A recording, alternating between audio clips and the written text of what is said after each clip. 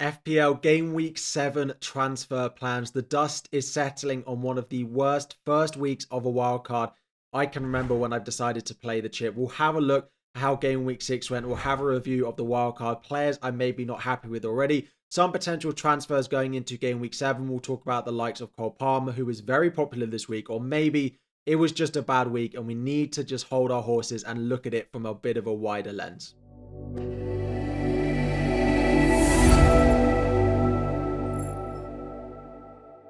What is up, everyone? FPL Harry here. Before we dive in, 2,000 likes is the aim. Subscribe if you're new around here. And this transfer plans video, I normally spend the most of this video having a look at the broader picture and looking ahead to my team for the upcoming game week, which will be Game Week 7.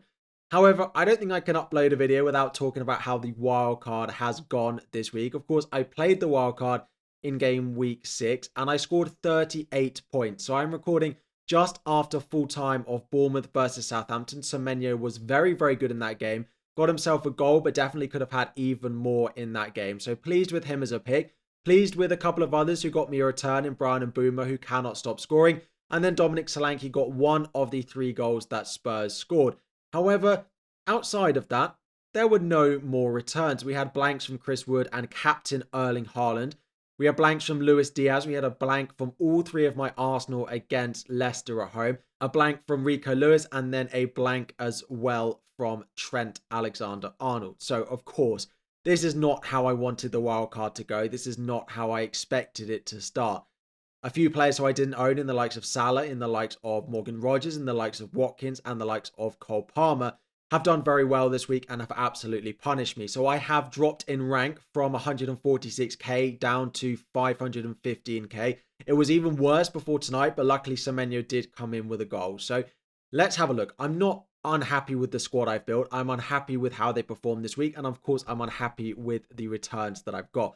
But I'm not going to be massively reactionary because I do like my team going forward. Of course, there might be things that I would change if I was to wildcard in Game Week 7. I would almost certainly have Cole Palmer in there, and we'll talk about him as a potential transfer in just a moment. But I still like Saka. I still think Arsenal triple up was the right decision. I still like Chris Wood. I still like Rico Lewis as a punt. Newcastle away was never the fixture we massively bought him for. It was for the fixtures that they've got over the next few weeks as well. On the bench, Smith Rowe didn't do anything, so I was fine to bench him, but still Fulham won. So don't mind him. Mikalenko and then Greaves were my cheap options. So generally, it was a bad week, right? And the wildcard has gone off on one of the worst possible feet it possibly could have done. Everything you hope doesn't happen. Well, all the players you don't own that you hope don't score, scored. Plus all the players that you buy in not scoring. Doesn't often happen the same level in a week. The only thing I would say is this season, it's very difficult. It's almost, well, it is impossible to cover all of the highly owned players or all of the very good players in the Premier League in the same team. You can't have Salah, Haaland. You can't have Saka. You can't have Son. You can't have Palmer. You can't have Trent, Watkins. But then we're going to add Foden and De Bruyne and Son in there as well. Yes, this week I got battered because I had Haaland and then I had Saka as my 2 premiums. But maybe next week it'll be Haaland that does well and Saka that does well and Palmer. And maybe Salah will be the ones that blank. That is the hope. It is just going to be a season where there are going to be even more ups and downs than we are usually seeing, because there is highly owned players who are incredibly talented Premier League footballers that are going to go and score points and score goals and score a lot of goals and get a lot of FPL points, that we can't use all of our transfers to try and predict when of these players are going to go and perform. So there's going to be a lot of these swings going throughout this season, and this was one of them. That has gone very badly for me. Now, the odds bad game week like this is okay. Still 500k after the first 6 game weeks is fine. But of course, we need it to go well over the next few weeks. If it keeps going badly, then that's when we start to have a problem, right? So part of the reason I'm not massively put off is because my team going into game week 7 looks pretty good. We've got triple Arsenal at home to Southampton. We've got Trent and Diaz going away to Crystal Palace. We've got Mbeumo against Wolves. We've got Haaland against Fulham.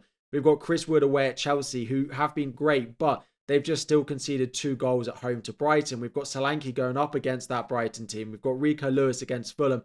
And then we've got Semenyo against Leicester as well. The team on paper looks really strong, again, going into game week 7. And that was part of the reason for playing the wildcard. So generally, my idea always was going to be to roll the transfer. I've got absolutely nothing in the bank and I've got 2 free transfers. The only thing that I think would force me into using transfers this week is if we get players that don't start going into game week 7, and there's players that I do want to buy. Aston Villa, part of the reason I didn't go Morgan Rogers on my wildcard was I knew I would have benched him in game week 6, and that would have been the case with my team. So yes, he scored, but that was the best fixture they have for the next 5 game weeks, if not sort of 7 or 8 game weeks. So I didn't need him, and I would have benched him. I could go for the likes of Ollie Watkins, but I do like Solanke's fixtures as a long-term pick. It is Palmer really being the one that I potentially look at. There are a few routes to him. I could sell Saka. I could sell Luis Diaz and try and free up the money. Those are probably the 2 obvious ways to do it. And I don't plan on selling Saka at home to Southampton. So it just boils down to Luis Diaz. Now, Luis Diaz was the player when I was wildcarding that I thought would be the one that I would sell the earliest. And it might even come this week if we hear these unlikely to start. Of course, they played Champions League during the week as well, and then they are the 12:30 kickoff going into the Saturday deadline. So the chances are we will know if Luis Diaz is going to start or not. And if he starts, the rolling of the transfer looks most likely. But if he's going to be benched, that's when I need a plan to buy Cole Palmer. So if Luis Diaz is likely to be benched, so let's say he starts in the Champions League, and then let's say going into the deadline, we hear that Luis Diaz is going to be on the bench. I'm going to make a move most likely for Cole Palmer. Now, there are a few other players that I could potentially buy. I do particularly look at Spurs. I could go and buy someone like a Brennan Johnson, for example. I could go and buy a Maddison. There are a few other cheaper forwards. I could go down to a Morgan Rogers. I could buy a Mavididi. I could buy a Carvalho of Brentford and allow a little bit of a restructure in my team or something like that. I think that is unlikely, though, and I do think finding a route to Cole Palmer is likely the plan. 2 game weeks so far this season, he has absolutely hauled. He's also blanked in a couple of game weeks as well. He just feels like that type of player that he scores 1 or 2 goals and he doesn't want to stop. So I do like the look of going with a Palmer and Saka and Haaland draft. Now, of course, when I do the Luis Diaz to Palmer move with one of the 2 free transfers, I am left 2.8 million short. The obvious place for me to go and get that money would be Trent Alexander-Arnold. Of course, didn't get anything in game week 6. I still like him as a pick, but he is probably the big cash cow that I have in my team that I could go and sell if I'm not going to sell Haaland. And of course, if I'm not going to sell Brian Mbeumo and I'm not going to sell Bukayo Saka in my midfield as well, it would be Trent. Now, looking at the next 3 fixtures, they've got Crystal Palace away as the 12:30 kickoff. Then they've got Chelsea and then they've got Arsenal. Can I get away with selling Trent? Potentially. That would probably be the player that would have to go to free up the money. The issue is when I sell Trent and after I do that, I can only have 4.2 million left for a defender, which doesn't leave me anything unless I was to go for a Wout Faes, a Taylor Harwood-Bellis or something like that in place of Trent, which means I would be forced into a third transfer, which would then be a -4. And then it's down to which player do I want to sell. Now, I would want to get at least an extra 0.3. So I'd want to get up to a 4.5 million defender at a minimum if as that Trent replacement. There are some 4.4s like Ryan Aït-Nouri who scored this weekend, but I would need to free up at least 0.2 million. Now, outside of the players that we're going to look at now, I could sell Mykolenko. He's probably the only other one that I look at. Chris Wood could go as well. He could go down to a Jamie Vardy, but I think that's unlikely. Mykolenko could go to another 4 million defender, but then I feel like I'm leaving myself really, really light. So I do think, unfortunately, Semenyo, Smith Rowe and Solanke would be the 3 players that I would look at selling. I did look at Mavididi a lot early on. Carvalho also started for Brentford and got an assist. I could go back to Morgan Rogers, but I don't think I'd do that over Mavididi or going for a Carvalho, for example. Semenyo and Smith Rowe both have their pros and cons of selling them. Semenyo was fantastic tonight and so involved in what Brentford are doing. However, the next 4 fixtures are definitely harder than you have of Smith Rowe. But then from game week 11 onwards, the fixtures are really nice and he looks like maybe the better long-term hold. Smith Rowe, the short-term fixtures are much better given I don't need him in game week 7. He has then Aston Villa at home, Everton away, Brentford at home, which makes him a much better short-term hold, but a less good long-term hold. And between the 2, I probably prefer Semenyo as an asset. The other one is Dominic Solanke, and I like his long-term fixtures, so trying to decide one of these 3 to sell does feel pretty difficult. However, Solanke could come down to someone like a Calvert-Lewin or a Jamie Vardy or something like that, or I could potentially sell a Chris Wood down to Jamie Vardy to free up the extra last bit of money. So I don't think this is needed for a -4 because I would have to be selling Luis Diaz, Trent, and maybe Smith Rowe for a -4 to go and basically buy just Cole Palmer and a 4.5 defender who just doesn't feel like it makes sense to sell Trent for a hit. And of course, if we see that Luis Diaz is going to be benched going into the deadline, then that would probably change things.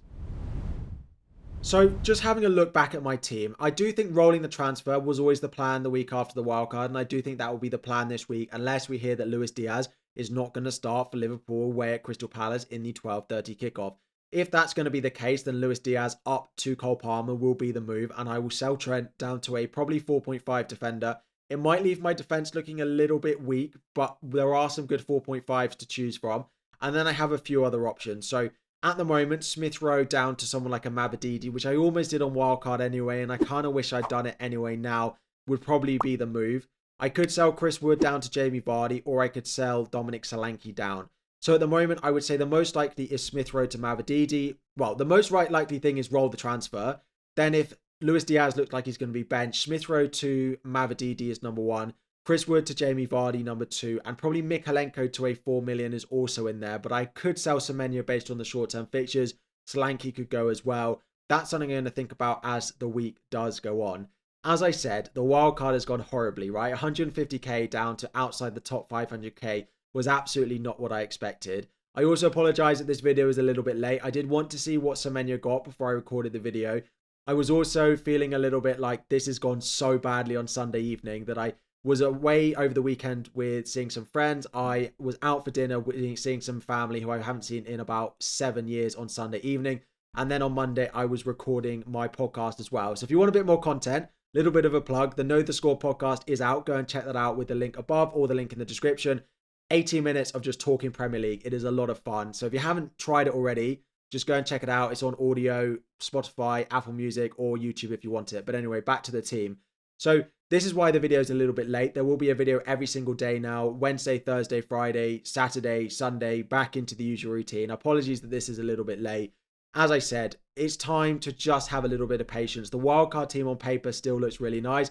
It did go very, very badly wrong though in game week 6. And some of you will be asking, Harry, do you regret the wildcard? I don't regret the wildcard and I don't regret the players I picked. If I had the same situation again, yes, I'd have Palmer in there. Yes, I'd have Watkins in there, right? And maybe I should have delayed the wildcard till game week 7, and maybe that would have been the sensible thing to do. However, my wildcard team before outscored this team by about, I think it was 6 points in the end after the Semenyo goal, and I gained about 500,000 in value on this team compared to what I had before. So it's not completely the end of the world. Let's have a look at how it goes. It didn't start the way I wanted to, but I was going to say it could have been worse. It couldn't have been much worse, I guess. But here we are. Anyway, the team looks pretty strong. 2 free transfers. I'll roll the transfer unless we hit news on Luis Diaz going into the deadline. Of course, an eye on their Champions League lineup midweek. We'll talk all of that in the team selection video going into Thursday's video as well. Thank you all so much for watching. Any questions, any thoughts, any comments on my wildcard, on how your team got on, drop it all in the comment section down below.